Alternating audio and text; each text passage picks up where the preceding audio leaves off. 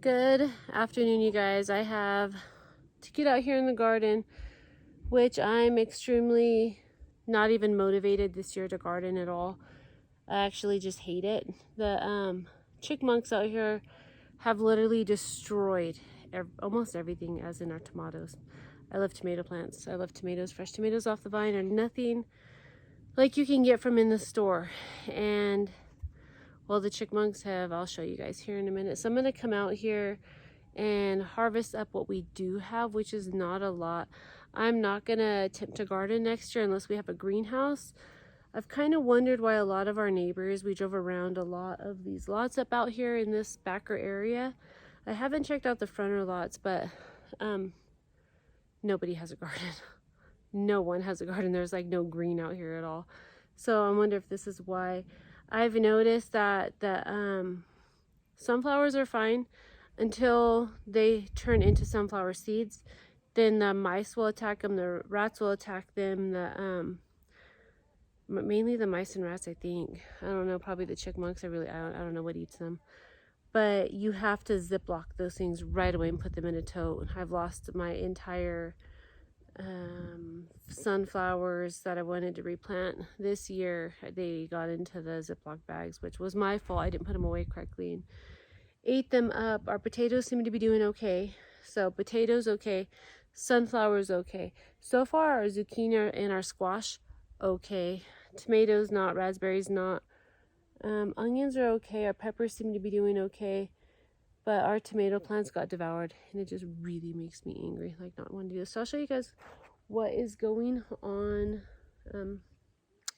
in our garden, and we'll get it harvest. Chris has to take a huge load to the dump today. That's back over there. And after that, I'm not really sure what the plan is, what's going on today. We need to finish doing the outdoor kitchen. It is really hot, and Chris is having another hand surgery. The heck was that? Another surgery done on his hand. His opposite hand this time is giving him a lot of pain and issue to the point where he can't open and close it. It'll either stay closed or it won't close. So that sucks. But anyways, this is what we have got going on today. We're going to see what we have left in this garden. And yeah. So I haven't watered yet, and that's why the zucchini plant looks a little bit bare. I don't know if you guys remembered, but in the beginning of spring, I bought these from the nursery, and we had a freeze that night. Literally froze all the leaves off of these, but they came back. I'm gonna go ahead and take this one right here off. I just twist them off like that. I'm sure there's probably a better way, because I have that one growing right there, and I have another one growing right here. And these are just being grown off of these really cool little cardboard looking things. So we got a squash. Let's see what else we can get. It's my drying rack. I need to finish unloading that. Let's see. We have a big yellow squash hanging down. We'll take this one too. It looks like the top of that got eaten. That was not a fart. Shoe. This one right here, we'll take it. It feels like it might be getting a little bit soft.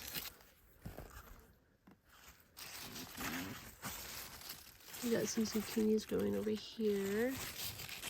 Oh, that's a pretty nice shiny one right there. See, look at this. Eaten. It even tried to eat some of these potato leaves. Like, I thought those were poisonous. What in the heck? So what we got going over here.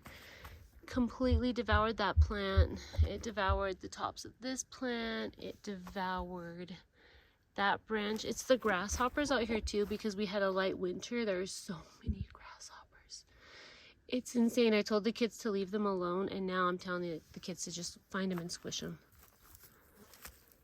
Our peppers are doing great. Look at this big one, almost big as a plant. I'm gonna take this one off. Okay, I'm gonna put my phone down after I show you guys and get what I can get left out of this garden that's being mauled. Look at my tomato. Look at this tomato plant, you guys. It went to town on my bushy 4th of July tomato plant. That one, my yellow tomatoes, done. I don't think they like to eat our squash plants because they're little pricklies on it. You know, when you go to squash, it gets those little pricklies. Those tomatoes are doing great in there. See, it's all covered up and surrounded by the squash. I read this thing online where it says you can't grow squash and tomatoes together because they don't grow. Wow, look at all those cherry tomatoes on this plant. They're all over that plant and they're protected by these squash. So maybe that's something I need to do, is do that. All right. Yeah, let's see what we can get and I'll show you guys. Oh, another heads up on how this salad, the Seed Savers mixed greens are doing. They're not growing at all. This is like the third packet of Seed Savers that I bought this year, and I've gotten no harvest from them.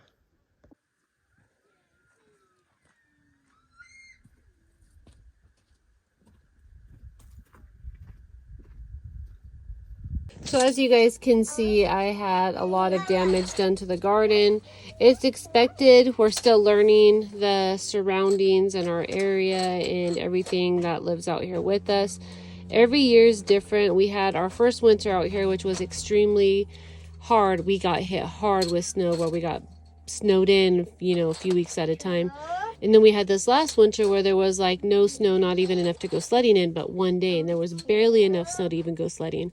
So with that, we are assuming we had less bugs and rodents the first year because of all the snow, as in this year we didn't have a lot of snow, so we are having a lot more mice and chipmunks, and we've even seen more snakes on our property than we did the first year, as well as grasshoppers are insane.